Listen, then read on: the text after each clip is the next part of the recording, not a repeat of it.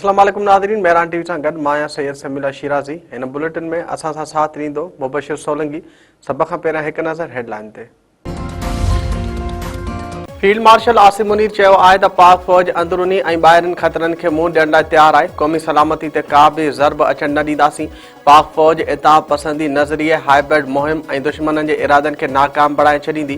Field marshal Asim Munir Gujranwala ऐं सियालकोट छावड़ियुनि जो दौरो करे फार्मेशंस जी तरबियती मश्कनि जो मुआइनो कयो।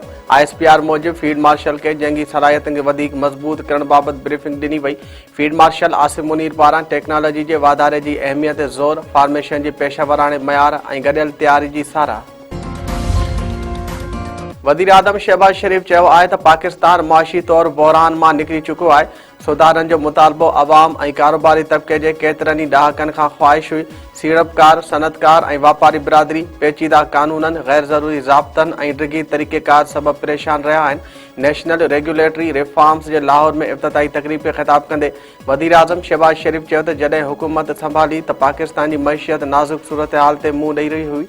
पॉलिसी रेट मईशियत खे मफ़लूज करे छॾियो। असांजी हुकूमत उमेद जो दामन न छॾियो ऐं बहितरीन हिकमत अमली सां चैलेंजनि जो मुक़ाबिलो कयो। हाणे असांजा मुआशी सूरत हाल बहितर थी चुका आहिनि।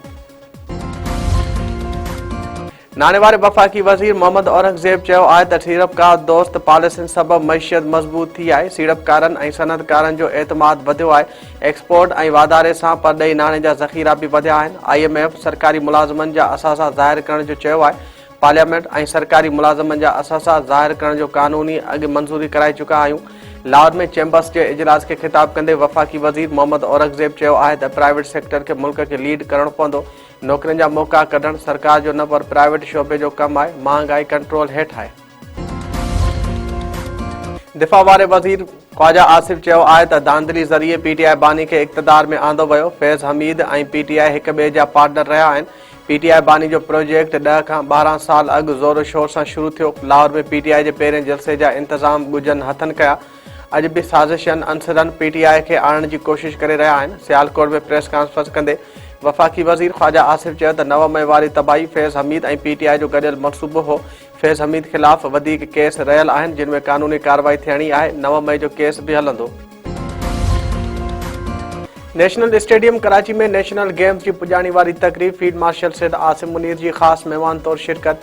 फील्ड मार्शल सैयद आसिम मुनीर रांदीगरनि में मेडल्स ऐं इनाम तक़सीम कया। पाकिस्तान पीपल्स पार्टी जे चेयरमैन बिलाल भुट्टो ज़रदारी ऐं वज़ीर आला सिंध सैयद मुराद अली शाह जी बि तक़रीब में शिरकत।